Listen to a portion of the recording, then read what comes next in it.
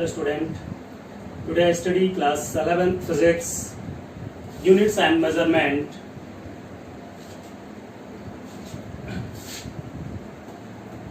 तो इसके पहले वाले में हम लोगों ने पढ़ा था डायमेंशन, सभी क्वांटिटीज का डायमेंशन निकाला गया था. अब एप्लीकेशन ऑफ डायमेंशन. इस एप्लीकेशन ऑफ डायमेंशन के पहले हम लोग थोड़ा सा एक चीज जान जाते हैं, principle of homogeneity. Principle of homogeneity, ठीक है. प्रिंसिपल ऑफ होमोजेनिटी क्या है? Only those physical quantity, only those physical quantities can be added. Those physical quantities can be added or subtracted with have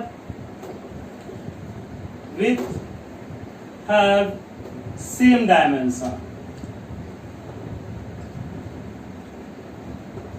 यानी केवल उसी क्वांटिटीज को add किया जा सकता है या सब्ट्रैक्ट किया जा सकता है जिनके डायमेंशन क्या होते हैं, सेम होते हैं. इसका मतलब क्या? वेलोसिटी में वेलोसिटी को ऐड कर सकते हैं, एक्सेलरेशन में एक्सेलरेशन को ऐड कर सकते हैं, डिस्टेंस में डिस्टेंस को ही ऐड कर सकते हैं.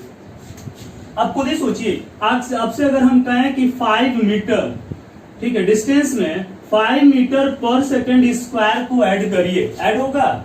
नहीं हो सकता. 5 मीटर में 5 किलोमीटर ऐड हो जाएगा क्योंकि वो भी डिस्टेंस है, ठीक है. तो डिस्टेंस में डिस्टेंस को ऐड कर सकते हैं. अब अगर हम आपसे कहें कि ये 5 मीटर है और इसमें आप ऐड करिए 5 सेकेंड को, ऐड होगा? नहीं ऐड हो सकता. तो केवल उसी क्वांटिटीज को हम ऐड या सब्ट्रैक्ट कर सकते हैं जिनका डायमेंशन क्या होता है, सेम होता है, और किसी क्वांटिटीज को हम ऐड या सब्ट्रैक्ट नहीं कर सकते, ठीक है. तो ये चीजें यहां पर है, इसको आपको ध्यान रखना है. चलिए अगली चीज चलते हैं, एप्लीकेशन. ये बस याद रखना है कि डिस्टेंस में डिस्टेंस ऐड होगा, वेलोसिटी में वेलोसिटी, फोर्स में फोर्स, वर्क में वर्क, ये सारी चीजें क्या होंगी, ऐड होंगी, और किसी को हम ऐड नहीं कर सकते, ठीक है. चलिए आगे देखते हैं हम लोग. Application of dimension. डायमेंशन के क्या करते हैं, एप्लीकेशंस निकालते हैं. तो डायमेंशन के एप्लीकेशन में पहला, checking the correctness of equation. Checking the correctness of equation. Equation की करेक्टनेस को क्या करना है, हमको चेक करना है, ठीक. तो चलते देखते हैं. ये पहला checking the correctness of equation में पहला इक्वेशन देखते हैं. पहला कोई इक्वेशन लेते हैं. चेकिंग द करेक्टनेस में क्या वही चीज है, डायमेंशन ऑफ किसी भी इक्वेशन का dimension of left side is equal to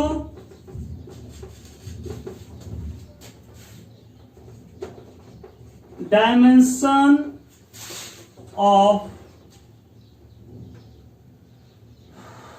RHS, each term of RHS, each term of RHS. RHS के प्रत्येक टर्म के डायमेंशन की क्या होता है, इसका डायमेंशन इक्वल होता है. चलिए कोई भी इक्वेशन लीजिए. जैसे इक्वेशन हम लोग लेते हैं v equal to u plus AT. ये जो आपका पहला इक्वेशन है, इक्वेशन ऑफ मोशन का, v equal to u plus AT.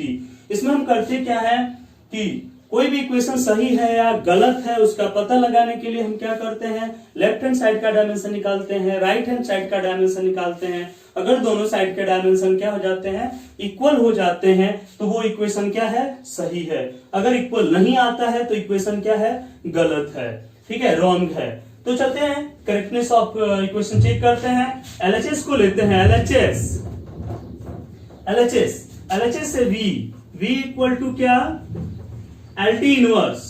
LHS equal to v equal to क्या, LT इनवर्स. v का आपको बताया था. आपको अगर नहीं याद है तो ये इसका यूनिट होता है मीटर पर सेकेंड, यानी डिस्टेंस डिस्प्लेसमेंट अपन टाइम, L अपन T, LT इनवर्स.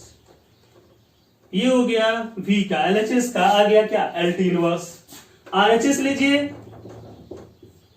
RHS है U प्लस AT।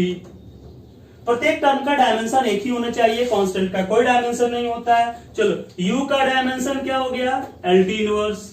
ये भी इनिशियल वेलोसिटी है, U मतलब क्या, इनिशियल वेलोसिटी। ठीक है, दूसरा हम लोग लेते हैं AT का एक्सेलरेशन का क्या होता है भाई, LT माइनस 2 I/2 T। क्या हो गया, LT इनवर्स। यानी LHS और RHS दोनों के डायमेंशन क्या है, इक्वल है। ये भी LT इनवर्स, ये भी LT इनवर्स, ये भी LT इनवर्स। यानी लिखेंगे क्या, LHS equal to RHS। So formula is correct. Formula क्या है, करेक्ट है। ठीक है, तो इसमें हमने क्या किया, checking the correctness of formula. कोई भी इक्वेशन लेते हैं, फार्मूला लेते हैं, दोनों साइड का क्या करते हैं, डायमेंशन निकालते हैं। अगर दोनों साइड का डायमेंशन इक्वल आता है तो ये क्या है, सही है। इक्वल नहीं आता तो गलत। ठीक है, तो ये था आपका checking the correctness of equation. किसी भी इक्वेशन की करेक्टनेस का चेक करना, उसके लिए हम लेफ्ट और राइट साइड दोनों साइड का क्या करते हैं, डायमेंशन निकालते हैं। अगर बस आपको डायमेंशन मालूम होना चाहिए कि डायमेंशन कैसे निकालते हैं, और वो मैंने आपको बताया था। उसके लिए कुछ डायमेंशन आपको याद रखने हैं, जैसे लेंथ का L बताए थे, मास का M, टाइम का T, टेम्परेचर का K और करंट का क्या, A। फिर आपको मैंने निकलवाया था वेलोसिटी यानी स्पीड, एक्सेलरेशन, फोर्स, वर्क, इन सब का डायमेंशन आपको क्या होना चाहिए, याद होना चाहिए। अगर ये याद है तो फिर आप क्या कर सकते हैं, इसको कर सकते हैं डायमेंशन को।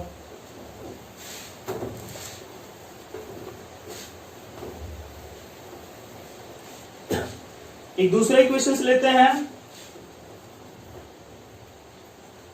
S equal to half GT square. चलिए हमने S equal to half GT square दूसरा इक्वेशन लिया, उसी तरह से करते हैं। एकदम सिंपल इक्वेशन हमने लिया आपका। LHS लेते हैं।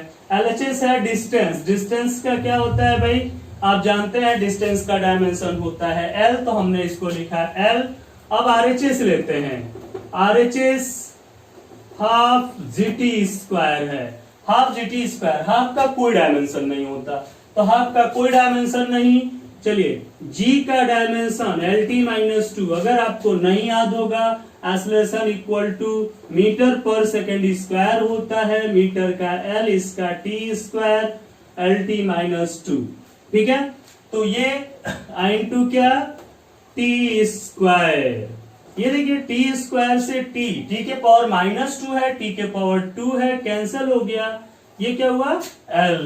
यानी दोनों साइड का डायमेंशन क्या हो गया, इक्वल हो गया। लिखेंगे क्या, LHS equal to RHS। So formula is correct. ठीक है, तो इस प्रकार से हम क्वेश्चंस को सॉल्व करते हैं। S equal to half GT square. S लिया है, डिस्टेंस होता है, डिस्टेंस का डायमेंशन क्या होता है, L।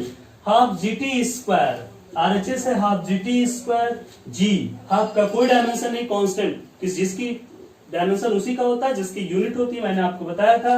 LT minus 2 T square, cancel L। दोनों साइड का डायमेंशन क्या हो गया, इक्वल हो गया। ठीक है, तो इस प्रकार से इसको भी कर लेते हैं। आगे एक और क्वेश्चन चलते हैं।